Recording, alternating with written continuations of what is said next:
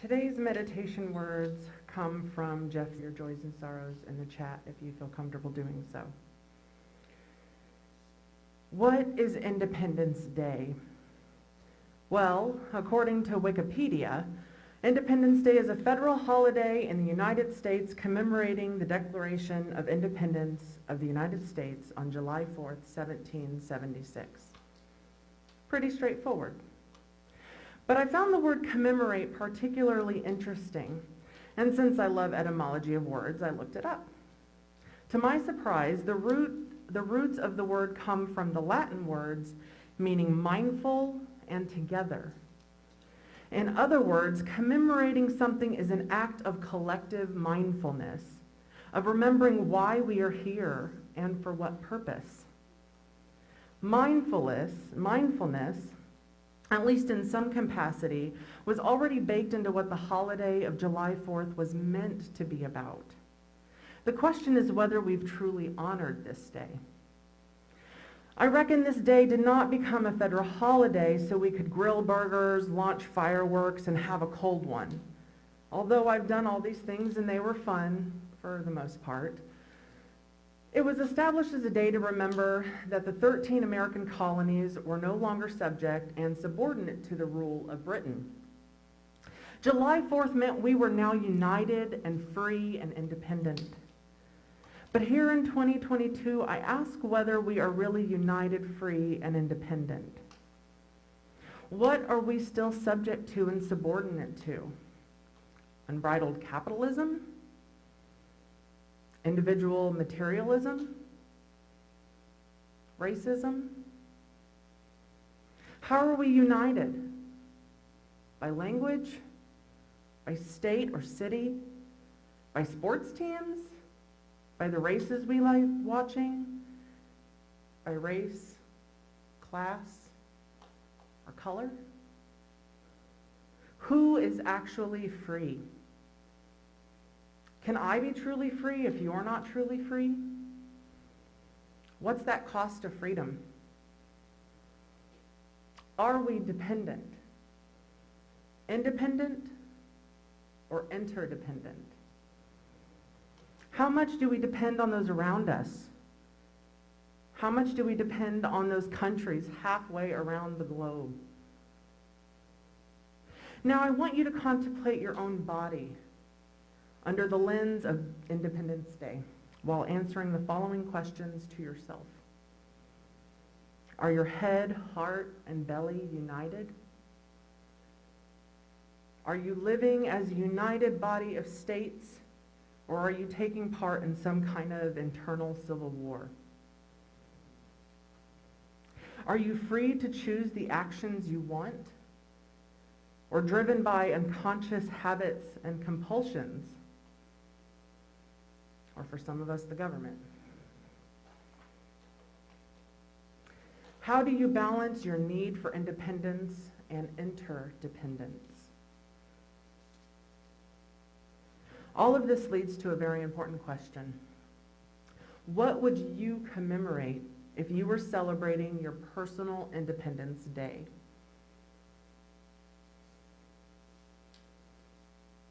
So I want you to think about, in these next moments of silence, what are you being mindful of in your life today? What freedoms do you express? How are you united or fragmented? Where do you put your attention? Do your thoughts reflect your highest aspirations? How are you training your mind to focus on the things that really matter? When you choose to act consciously as opposed to automatically, freedom begins. I now invite you into 3 moments of silence. 3 minutes.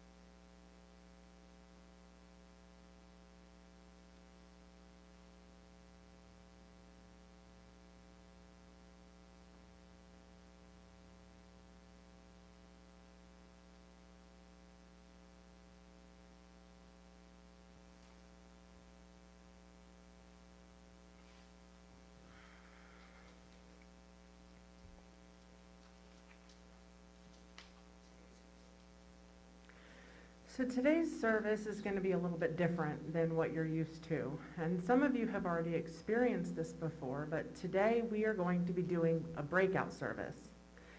So what this means, in just a few moments, I'm going to invite you all to pick a selection on where you'd like to go. And your order of service is a description of your options. There are 3 groups. We have a discussion group, a crafting group, and a meditation group. And you'll come find them with their signs when I mention that. You know, words, they don't word sometimes. So, that'll happen in a few moments. The crafting group will be in the Raspberry Room, the meditation group will be in the meditation or teen room, and the discussion group will stay right here in the sanctuary.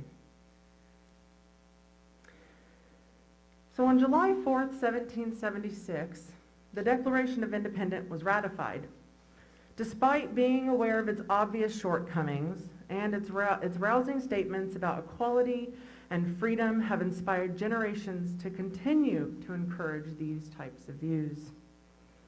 The Reverend Dr. Martin Luther King Jr. referred to it as a promissory note that had yet to be redeemed, since its rhetoric had been perceived as holding more truth than its authors knew. There are still people who contend that a person's accomplishments, for instance financial success, are theirs and theirs alone, and the result of only their personal efforts. Now, John Donne, a poet, declared in 1624 that no one is an island entire of themselves. Everyone is part of the continent and the main body. This drive towards individualism must be part of the human condition. Why else would someone who lived nearly 400 years ago feel the need to compose such a sentiment? So I pose an alternative question to the theme for today's service. I ask you to consider yourselves a people of interdependence. What do you interpret that to mean, both philosophically and practically, in terms of how we live our lives? If you consider yourself to be a fragment of the continent rather than an island entire of itself, what does that entail, or what might it signify?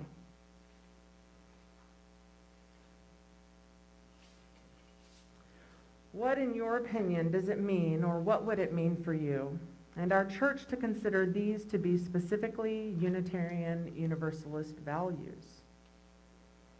The following words are from Peggy Clark, Equality in a Sea of Inequality. When this country was founded, the aspiration was high. The men who imagined it dreamed big, casting a vision of a world where all men were created equal, where rights were endowed by our Creator, transcending culture and expectations of the day, where life, liberty, and the pursuit of happiness would be allowed to be enjoyed without infringement.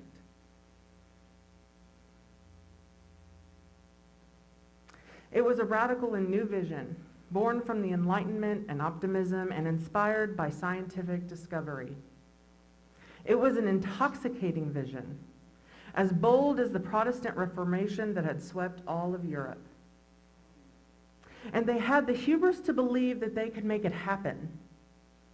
They staked their claim in the Declaration of Independence and institutionalized it in the Constitution.